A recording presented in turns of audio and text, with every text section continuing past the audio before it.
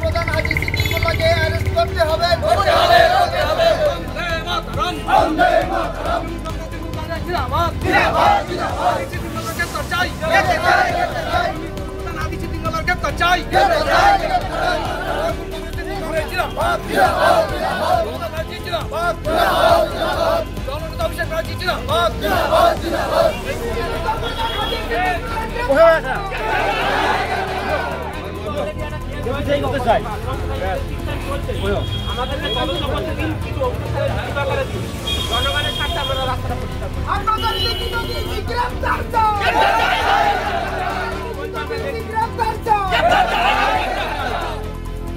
আজকের মধ্যে গ্রেফতার করতেই হবে।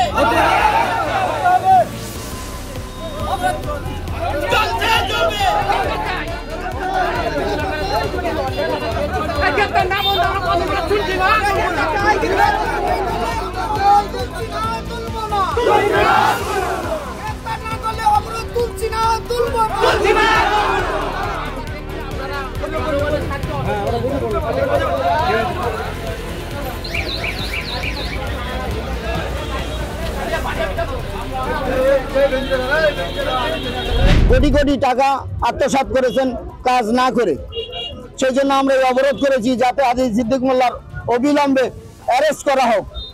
এই জন্য এই স্বার্থে অ্যারেস্ট করেছি।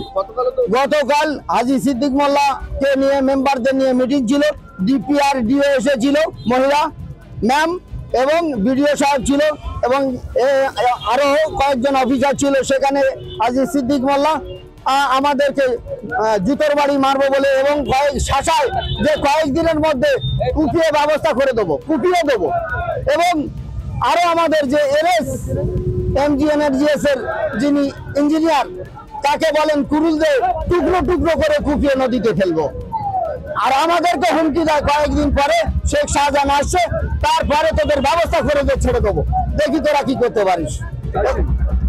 উনি চাইছেন, আমরা চাইছি ওনার অবিলম্বে আর গ্রেফতার করা হোক।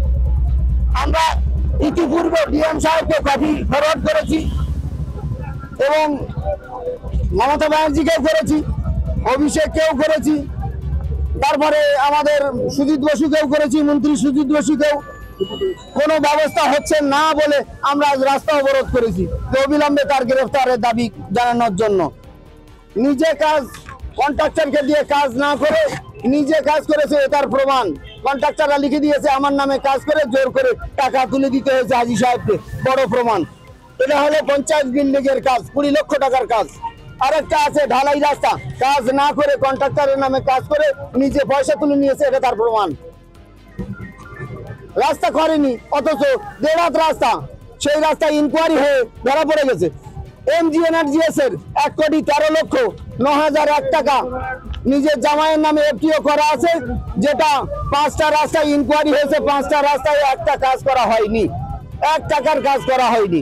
এই জন্য আমরা চাই অবিলম্বে তাকে অ্যারেস্ট করা হোক। হুমকি দেওয়া হয়েছে যে কেটে টুকরো টুকরো করে আমরা কয়েকদিন অপেক্ষা করুন, কেটে টুকরো টুকরো করা হবে। আমরা খুব আতঙ্কিত এবং আমরা নিরাপত্তা অনিতায় ভুগছি। যে কোনো মুহূর্তে আমাদের মতো মেম্বাররা জনগণের সেবা করতে এসে, আমাদের মানবিক মুখ্যমন্ত্রী প্রকল্পগুলোকে বাস্তবায়ন করতে এসে আমরা খুব নিজেরা আজকে আমাদের মানে কি বলবো, আমরা মৃত্যুমুখে পতিত হয়ে যাচ্ছে। যে কোনো মুহূর্তে আমরা আমাদের মৃত্যু হতে পারে, এরকম অবস্থা দেখা যাচ্ছে।